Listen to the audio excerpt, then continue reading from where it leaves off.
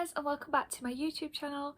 Today I'm going to be starting a reading vlog. I know I've not posted a video in a while. I have actually tried to film 2 other reading vlog type videos in the last few weeks, but I've ended up just not liking them, so hopefully this one will work. Basically in this video I'm going to be reading 3 of my physical mystery thriller TBR books. I've already started reading one of them, and this one was lent to me by someone that I work with, and it is Elizabeth is Missing by Emma Healy. The reason that she lent me this book is because we were chatting about the Thursday Murder Club, because I think she was reading it at the time, and I said that when I read it I really liked reading from the perspective of an older person, because you don't see that very often in books, especially with like mystery thrillers. And this book is told from the perspective of an older lady who's suffering from dementia, but she's got in her head that one of her friends, Elizabeth, is missing. Nobody's taking her seriously. She can't really keep on track of what she's been doing. She does try and write things down, but she is very like scatterbrained, and she easily gets lost in her thought process and she forgets a lot of things. At the minute I'm on page 62. So far this book is really sweet, really cute, but also really sad. We know that Maud has some carers that come in, but her daughter Helen also comes in and tries to help care for her.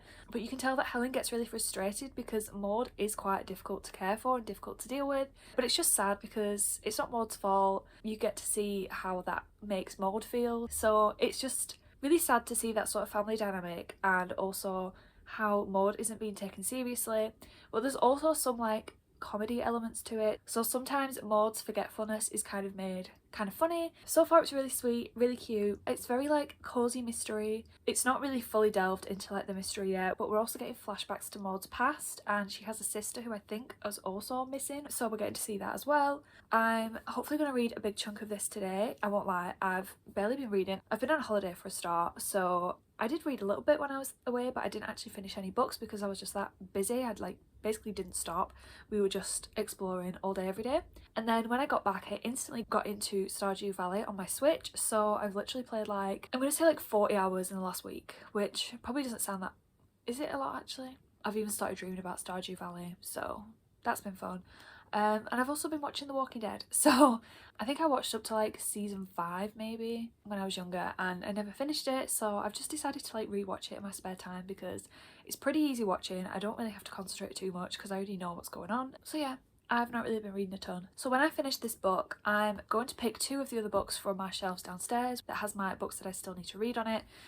I think I'm going to pick 2 thrillers, and then this video can be like reading 3 old thrillers that I need to read. That is all I have to say for now. Also, let me show you my nails. They're actually so cute. So I spent like a good 2 hours yesterday doing these when I was watching The Walking Dead. Basically they're little like daisies, and I think they're really cute.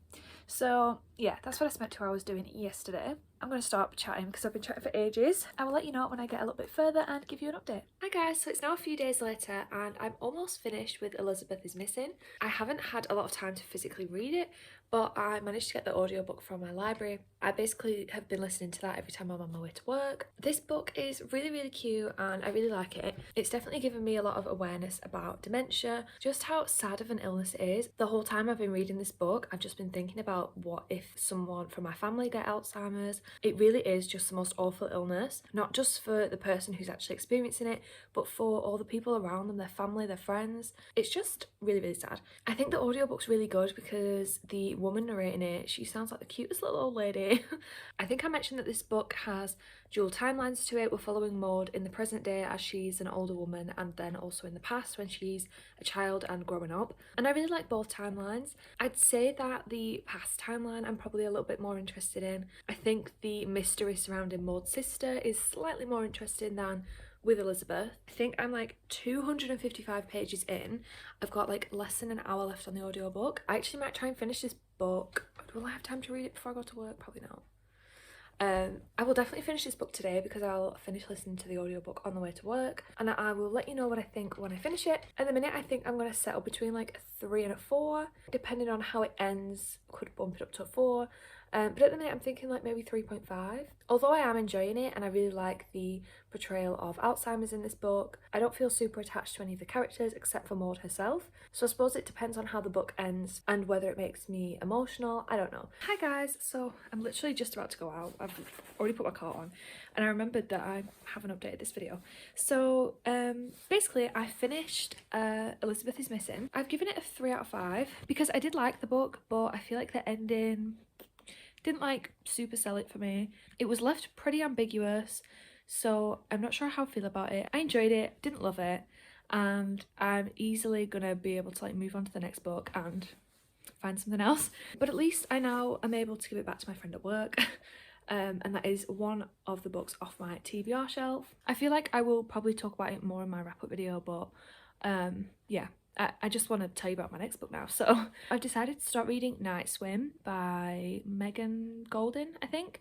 I do have it upstairs, but because I'm literally almost out the door, I can't be asked to go and get it. So I will show it you later. But I've had this book for a while. I think I'm only like 30 pages in. I started reading it last night.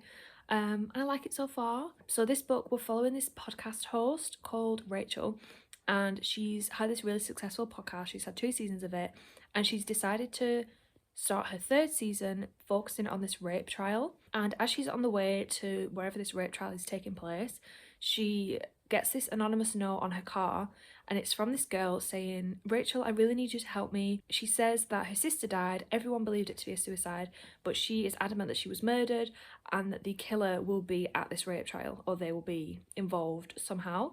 So I'm not sure how that's all going to play out. Rachel is kind of scared at this point because although her voice is very well known, her face isn't, so she shouldn't really be recognised, and the fact that this person has clearly recognised her, followed her, and sent this note to her is really freaking her out. But she is kind of intrigued, and I'm guessing she's going to decide to help. Because it has a podcast element to it, I listened to some of it on audio, and I'm now going to walk down to the library, which is like a 15-minute walk, listening to it on audio to return some of my library books because I've got 6 here and I've had them for ages. They're all due back today, but I think one of them has been reserved, so I can't renew it again. I'm going to walk down to the library, return those, listen to this audiobook, and I will let you know when I'm a bit further in.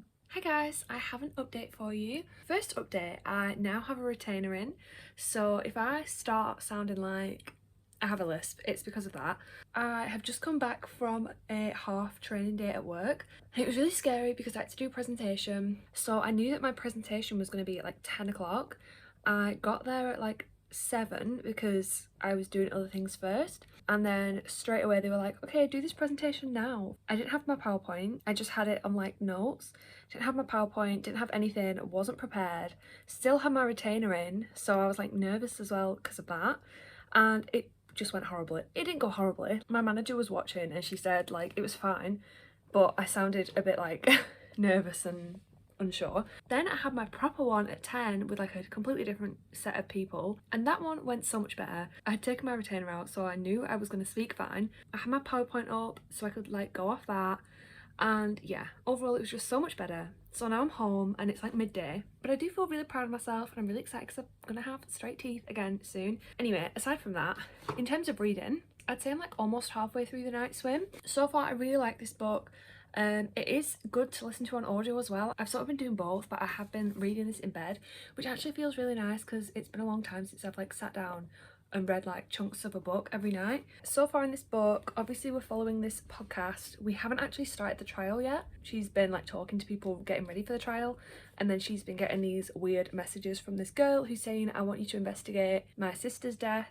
So she's kind of doing both, and we're getting a little bit more information about what actually happened to the sister through like this girl's letters who's writing to the podcast host. It does seem to be kind of mirroring what's happening in the present day. There's a lot of talk about rape culture, how rape is perceived and how it goes through the courts, and it's really like frustrating to read. Also, it's really interesting, but I can tell it's gonna get me mad because it's about rape culture. It'll get me mad. But I guess we'll see that when the trial actually starts and we can see what they have to say in the trial. But for now, I actually don't really fancy reading. I'm gonna start a new game on my computer. I downloaded this game from Steam. I think I've had it on my list for quite a while. It's called Everybody's Gone to the Rapture, and I think it's just like a story focused, one of those like where you just walk around and like discover a mystery, and it's set in a English town. I'm gonna do that for a couple of hours and then I'm gonna sort out my house because we had like a little dinner party last night with my sister, and then I will let you know when I next read my book. Hi, so I'm back on my sofa, the dishwasher's on, the laundry has been done, and I'm now finally ready to sit down and read some more of this. I've just listened to the audiobook as I was doing the washing, and we got to hear the opening statements at the rape trial, which was so good. Being on a jury sounds absolutely terrifying. The podcast host made some really good points about how trials can a lot of the time be about the charisma of the lawyers and how they come across, and that there's so many different rules. A lot of it is to do with psychology, manipulation of the jury. It's made me think a lot about the Amber Heard Johnny Depp trial as well. Obviously that has just finished in the last like week, and yeah, it's just interesting to think about. I watched a lot of the clips that were on TikTok. A lot of them were portraying Johnny Depp's lawyers as, you know, very intelligent, very clever, and then I saw a lot of the ones where Amber Heard's lawyers were like bumbling around. It's just interesting to think about how staged and theatrical trials are. Is that really the best way to judge someone and sentence someone for a crime? I don't know. But anyway, I'm gonna get back to this book now and I'll let you know how I get on. Hi guys, so it's now a couple of days later. I'm now up to page 196 of The Night Swim. I really want to finish this book today. I've actually got a full day just to do whatever I want before my night shift tonight. I've just gone to the shop to buy myself a little pie, so I'm going to eat my steak pie, read some of this book. I don't think I've read much since my last update. I'm pretty sure when I was on the sofa in the last clip I read like a chapter and then it fell straight asleep. And then this weekend has actually been quite busy. I went to see The Killers on Saturday in Manchester and oh my god, they were so good. As always, this is like the 5th time I've seen them now, and one of the best. It was just amazing. And then yesterday I was at work for 11 hours. So yeah, for now I'm going to eat this pie, read, and I will let you know when I get a little bit further into this book. I've just read another 50 pages. We've just got to the bit where the rape victim has done her testimony and is being cross-examined. This book is making me so mad. But it's so well written, and I really love the chapters where Rachel is doing her podcast because she really goes into detail about the trauma that rape victims face when they're in court. They basically get brutalised all over again, having to relive every moment, having to defend themselves. There was one bit where the defence asked whether the defendant was nice to her, asking her if she screamed in fear or if she was paralysed by fear, if it was clear that the defendant knew that she wasn't consenting. And she's literally saying, I was crying, I was begging him to get off, I was trying to cover myself up. It's just awful. And there's a part where Rachel says, why would anyone put themselves through this if they weren't telling the truth? And is it even going to benefit her? This process being so awful is a lot of the time why rape victims don't either come forward or they opt to not prosecute the offender, just because of how awful the process is in court, and the fact that the whole thing basically depends on who the jury believes, the defendant or the victim. The physical evidence doesn't prove a lot. There's no disagreement in this book that they did have sex, it's just whether there was consent there or not. How do you prove that consent was there or not? It's so difficult, and this sort of thing was happening all the time, and it's just really scary and really horrible. And yeah, I'm a bit worried to see how it's going to end. But yeah, I will continue reading now and let you know. Hi everyone, so please excuse the spot cream on my forehead. I just wanted to let you know that I've just finished The Night Swim and I just wanted to share my thoughts. Again, I've got my retainer in, so I'm sorry if I'm speaking like lispy. I really like this book. I'm going to give it a 4 out of 5. I think it was really well written. I really liked how the author used the podcast chapters to discuss rape culture and rape trials, the pain that the victims go through.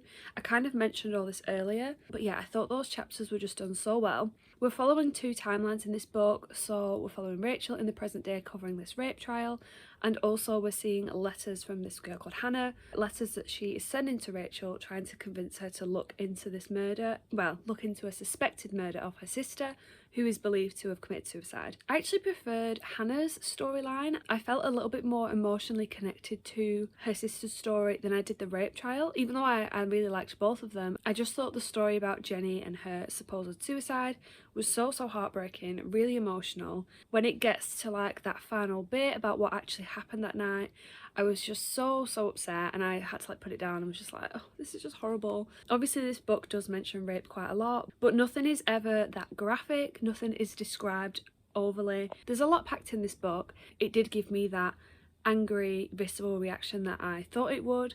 There was actually a twist at the end as well. It really surprised me. I didn't expect it. There aren't many thriller aspects to this book. It is more of a mystery, like a crime fiction, but I still really enjoyed that, and I was still really gripped and engaged the whole time. So yeah, I would definitely recommend that one. And for the final book that I'm going to read for this video, it hasn't actually made it onto the internet, but I did try and film a chapter challenge. Oh my god, that was so difficult to say with this retainer in. Where I read one chapter from a ton of different books that I have on my shelf downstairs, the books that I still need to read, and this one really stood out to me. It's called The Couple Next Door by Shari Lapina. The first chapter of this book was really engaging. We're following this couple who live next door to another couple, and they have a child. One night they're all having a dinner party at the neighbour's house, and they decide to leave the child in their house, but they've got like a baby monitor, and they plan to go back and see if the child's okay every so often, but they feel like it's relatively safe to just, you know, leave the child back there if they keep the baby monitor on. However, when the couple go back home, she realises that the baby has gone, and there's also a suggestion that she thinks her husband is having an affair with the wife next door. So we've got all that going on, but this book seems to be a lot more like thriller than The Night Swim. I will let you know when I start actually reading this and what I think. I do also have the audiobook from my library, and I'll listen to that on the way to work if I don't actually start this before I go. But yeah, I will let you know what I think in a little bit.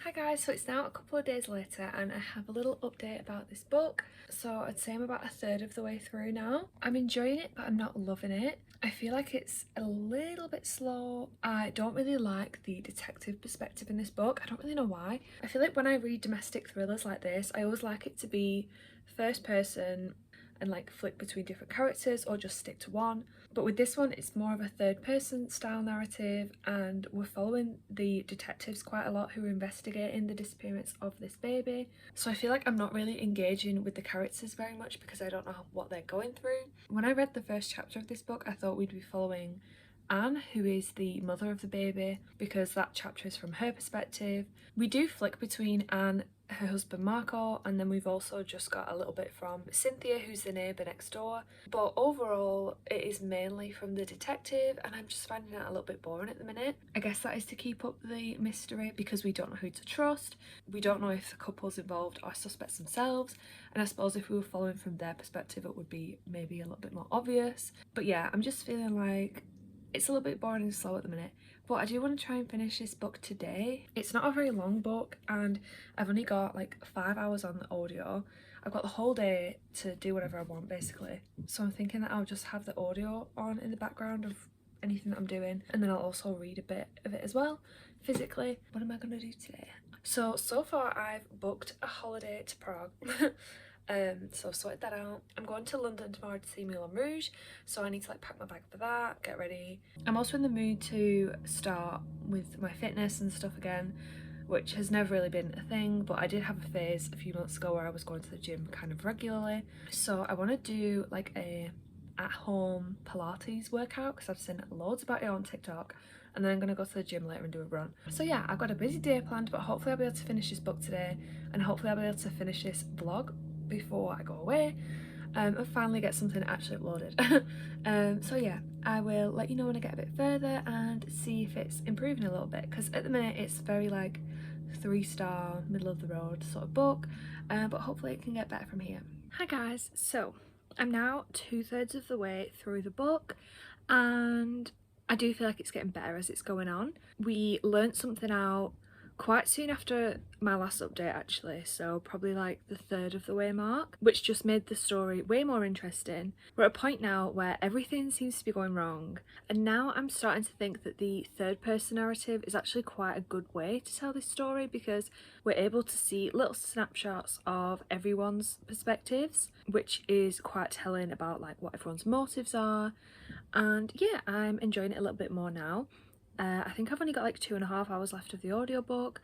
I've just been listening to it as I've been like putting clothes away and making some dinner. I had like a pizza wrap thing, so I just made a little pizza with stuff that was in the fridge, but I used a wholemeal wrap as a base and it was delish. So yeah, I think I'm going to take a break from reading it, do some editing, and then I will let you know when I finish this book and finish this vlog off. Hi guys, so I have now finished The Couple Next Door, and I just wanted to do like a final wrap up I guess for this video. So I think I might give this book 3 stars. I enjoyed it, it was a good time. I'm just not sure if the format was my favourite, with it being in third person and quite a lot of it being from a detective, and I really wanted to get into the heads of the families. I think the third person narrative was used in a way that the author could just sort of drop things in at the end and say like, oh, this is what this character knew the whole time, which I wasn't super keen on, but I did think it was surprising and it went in a different direction to what I thought it was going to do. I'm not sure how I feel about the last chapter. I kind of like it. It was a good twist, but I'm not sure how I feel about that for the people involved in that twist. But yeah, that is all the books that I wanted to read for this video. So first off we had Elizabeth is Missing, which I gave a 3.5, which I think is my middle favourite book of this video.